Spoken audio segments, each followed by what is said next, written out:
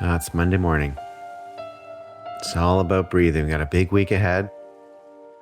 This is our last week before Easter. Some of us are start celebrating Passover. Others are just getting ready for the spring. And we're back with the CXM experience. And I'm Grad Khan, CXO at Sprinkler. And today I'm back with Neha, the Breath Yogi. Neha, welcome.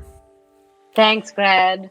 Thank you. Like our new intro, it's a little bit different from Jimi Hendrix, but I think know. it feels like the right speed for a Monday morning. I think I'm kind of digging it.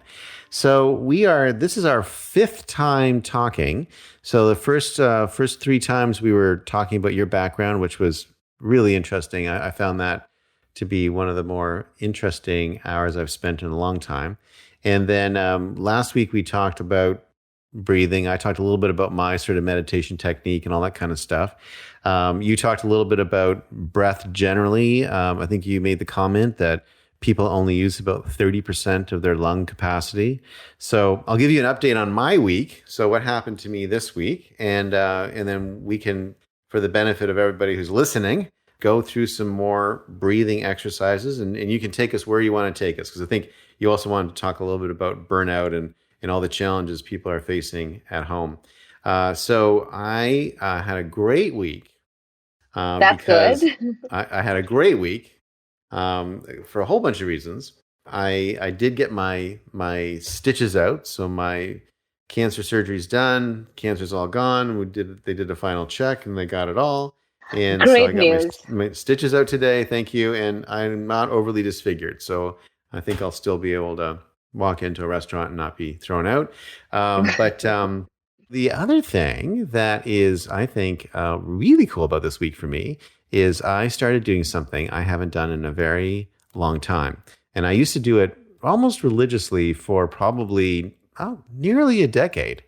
And then when I moved to New York and my whole life got turned upside down, there was a lot of disruption, and I stopped going to Pilates.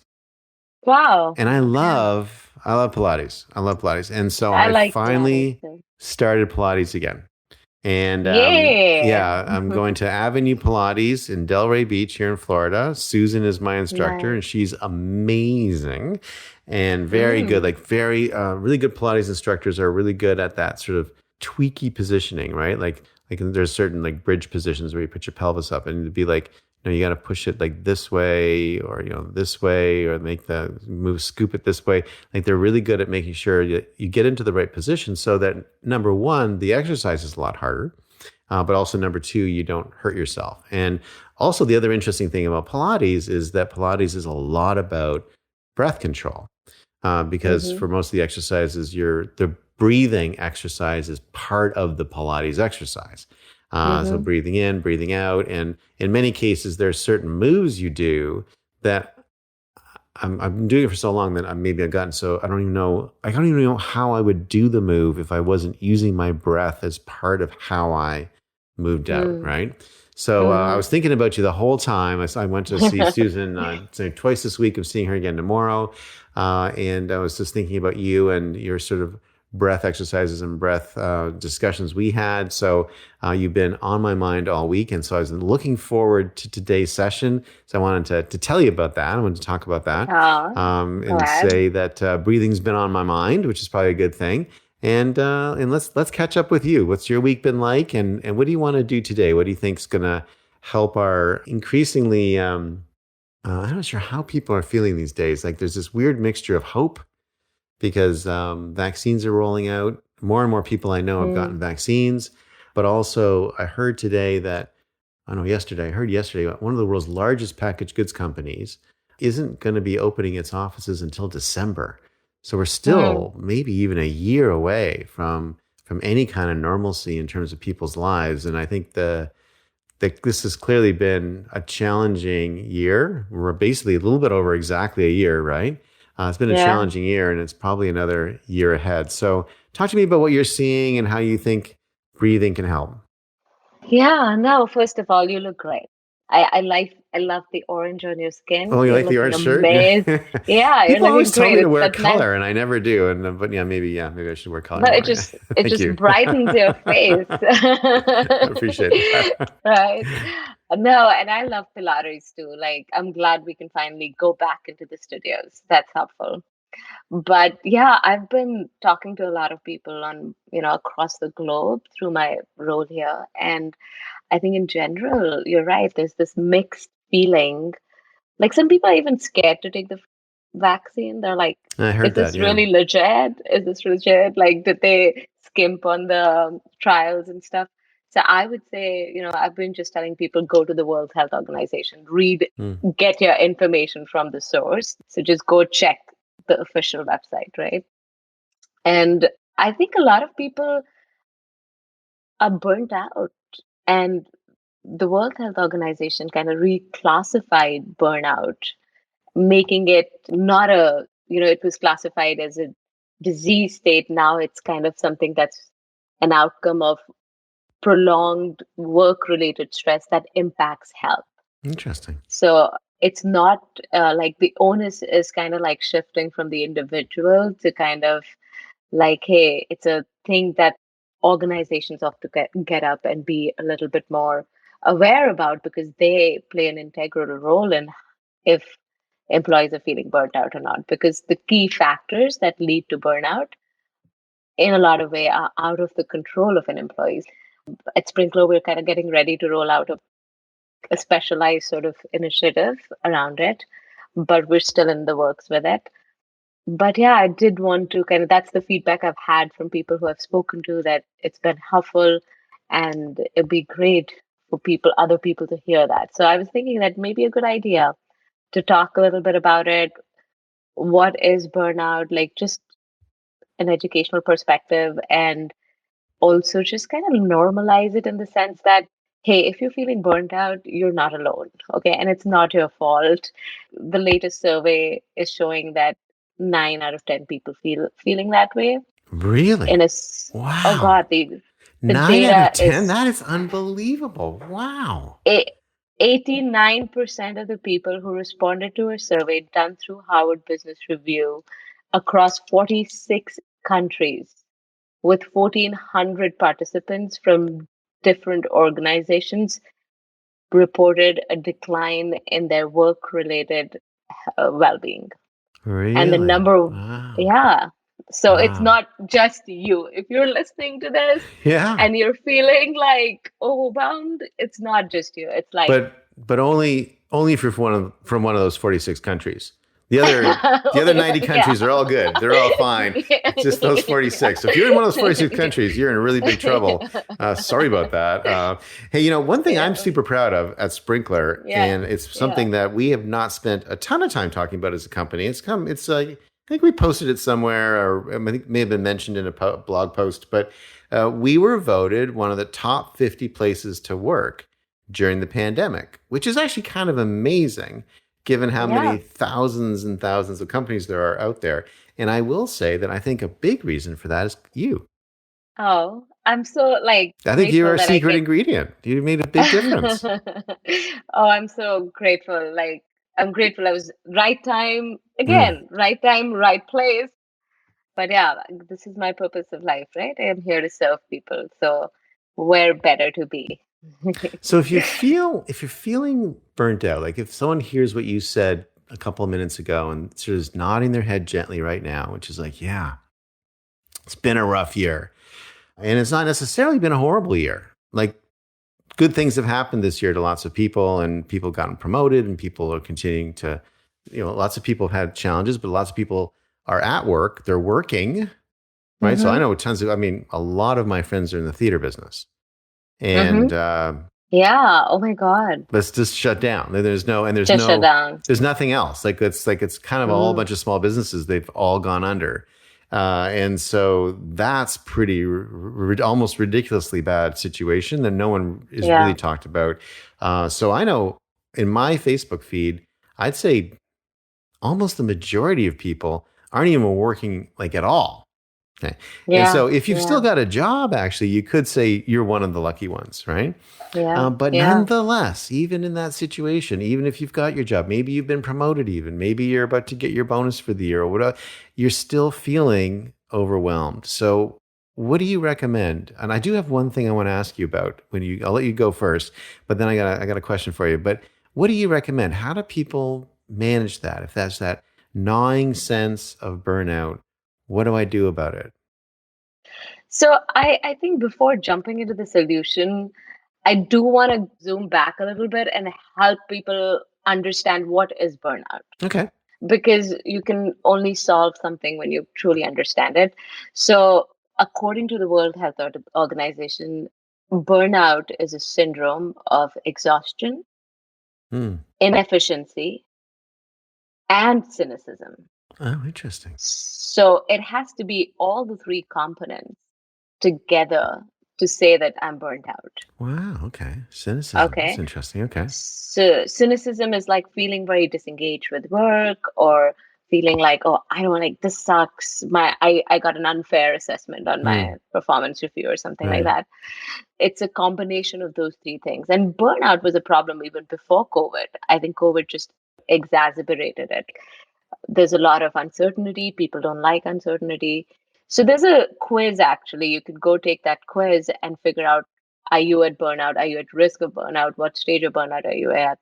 I think that's really important to understand, because if as a manager you're trying to solve burnout for a person on your team and they're actually feeling cynical and not really Interesting. exhausted, and you give them another app and be like, hey, go take a day off, it's not Yeah. going to kind of help them feel less burnt out. Actually, it happened here at Sprinkler. We did this session for one of the teams, and the manager was very generous enough to come back and share this feedback with us, that he was able to have a conversation with somebody on his team who actually needed a change in job.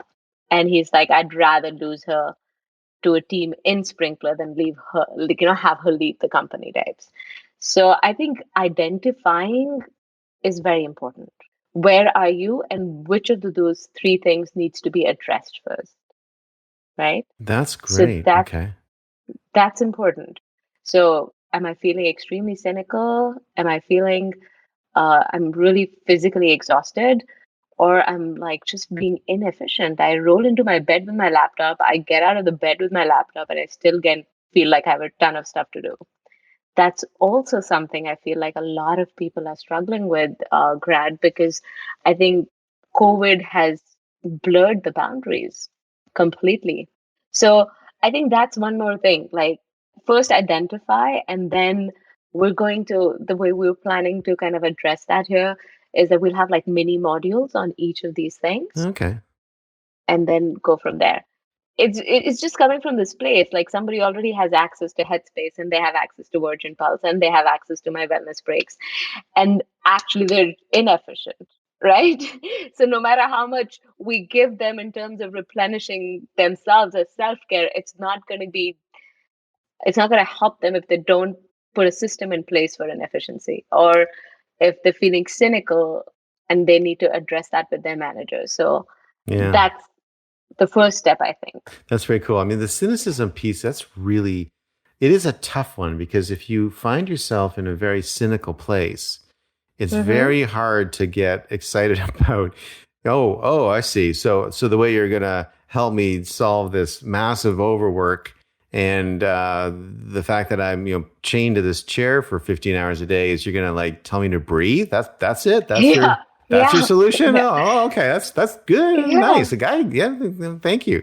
Yeah, no, I get it. One of the things that I've not heard people talk about as much this year, and it was starting to become a little bit of an issue, kind of a trend, and it seems to have kind of disappeared. And I'm just gonna I haven't talked to you about this in advance, so this will be Mm-hmm. hopefully not super surprising, but a little bit surprising maybe. But we were actually living for the first time in a situation where this particular tactic of dealing with stress is more available to us than ever and actually very accessible. But I've not heard anyone talk about it. And this is something Winston Churchill used to do. And actually, many, many, many famous world leaders and many famous inventors. And there's actually the list of people who use napping as a Mm-hmm. technique for managing is extraordinarily long. Like Mm-hmm. Einstein and Thomas Edison, and like the list goes on Yeah. and on and on. And for the first, I mean, napping's always been challenging in the workplace because you can't, it feels weird going to sleep under your desk. Now, I think people have tried it and there's been, little initiatives here and there, but it's just weird. But Mm-hmm. we're all at home. Yeah. Like No, we're all at and home. We could put a meeting in our calendar saying, super important meeting with a really important customer or whatever. And we could go and have a nap for an hour and a half.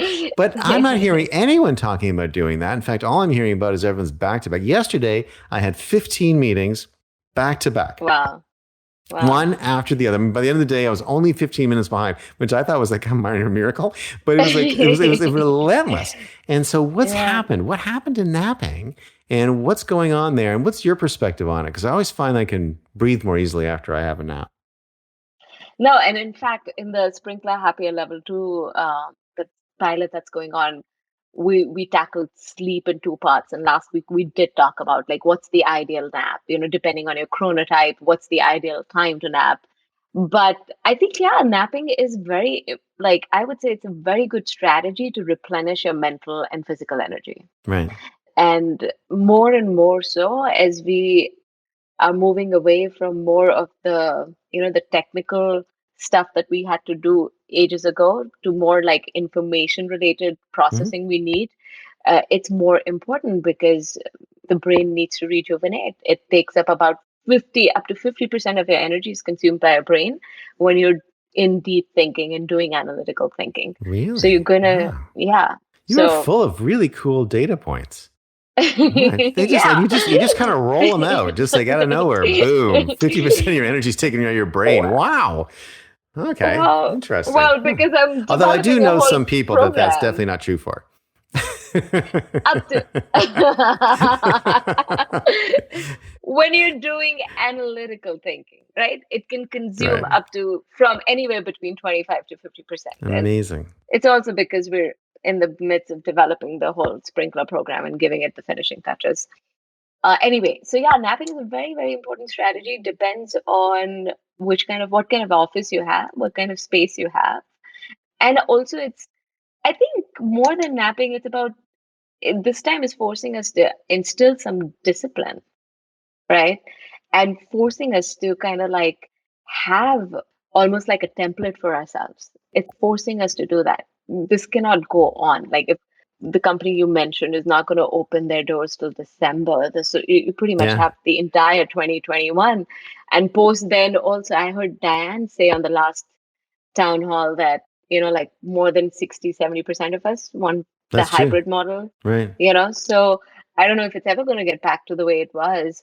So yeah, it is, but it depends on your chronotype. If you are a night owl and you can't and you nap, then you're screwed. You won't get good quality sleep at night. So Oh, interesting. generally speaking, napping is a good idea. And I don't know if you know this guy, Sleep Doctor. No, I don't. Oh, he's been featured on many, like he is known as America's Sleep Doctor. He's been to Dr. Oz. You should check out his website. Oh, yeah, cool. And Okay. of course, all the data and the research points to that a good nap, there are different types of naps, but a good nap is about at least 20 to 25 minutes. And a Mm-hmm. sleep cycle is around 90 minutes.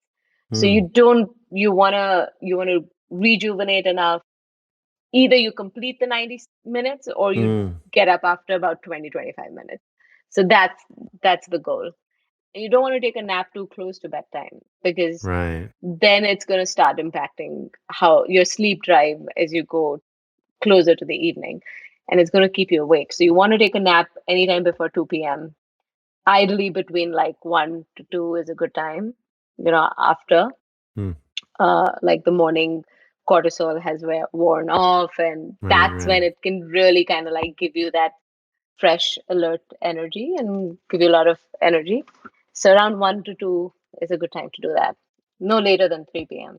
So okay, so let's go back to, so what do we want to do today? You want to do some breathing or I do want to like close the loop on the burnout conversation Yeah, that we let's do that. Okay, started. that sounds good. Okay. Like the cynicism piece that you were bringing up. I just want to like whoever's listening to this, I just want you to know that if you're feeling that way, don't beat yourself up. Okay? Please don't beat yourself up.